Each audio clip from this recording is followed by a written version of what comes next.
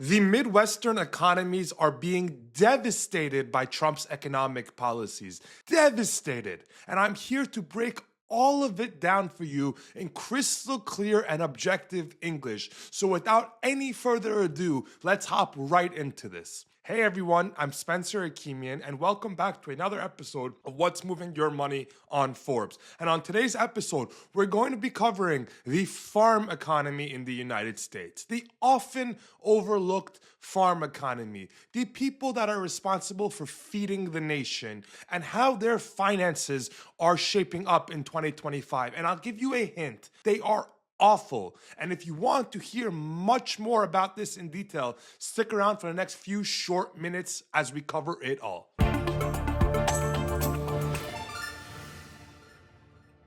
So over the weekend, a very interesting report came out from Bloomberg that showed that the economies that have been most negatively impacted in 2025 are actually the Midwestern farm economies, specifically Iowa and Indiana and Wisconsin. Iowa in particular saw its Q1 2025 GDP fall by negative 6% relative to Q1 of 2024.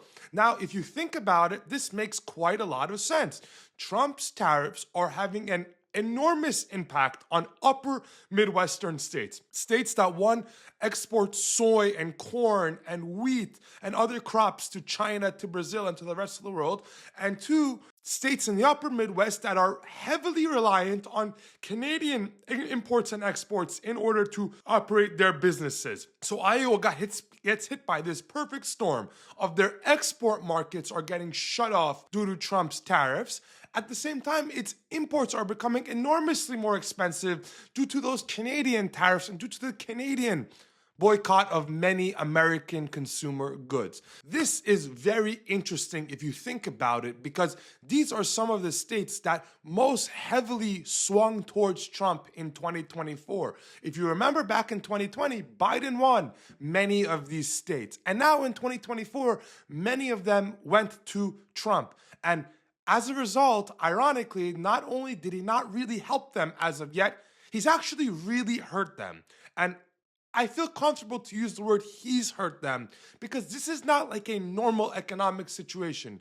These tariffs are uniquely Trump's idea. Therefore, the blame or the credit is uniquely Trump's. And in this instance, the blame for this economic catastrophe in the Midwest must lie with Trump. There's just no other way to put it. One other very interesting thing about the farm economy is that farms operate on very thin profit margins and they are often heavily indebted. Now, they do not get traditional loans from big four commercial banks in New York like JP Morgan or Wells Fargo, but there are farmers unions, there are credit unions, there are small loan agencies in these Midwestern towns that often do give a lot of loans, and farmers in particular tend to be heavily indebted.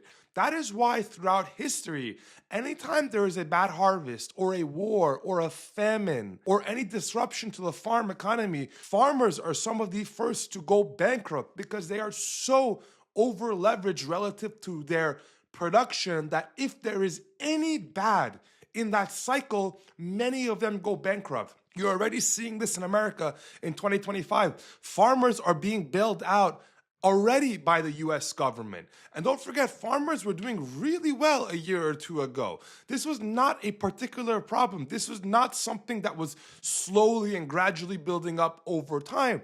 This is completely out of the blue, and that's why it was so shocking to banks and lenders that were lending to these farmers, because they thought the good times were here to stay, at least for the short term. And then the story completely flipped on its head. The table was flipped over. So what ends up happening from here most likely is that farmers are going to get bailed out. At the same time, many other Americans that are, let's call it, less politically strong than farmers will not get bailed out. Auto lenders will not get bailed out. High credit card loan citizens will not get bailed out. Many of these kinds of people do not command the power that farmers command, and they will not get bailed out. So I want you guys to comment. Do you think a bailout of farmers is fair? Specifically, do you think it's fair because in 2018, this exact same story played out? Do you think farmers should get bailed out, or should they go through this pain a little bit and potentially learn their lesson? I am open to your thoughts and questions, comments, and concerns. And as always, thank you guys for watching, and I hope you guys like, comment, and subscribe.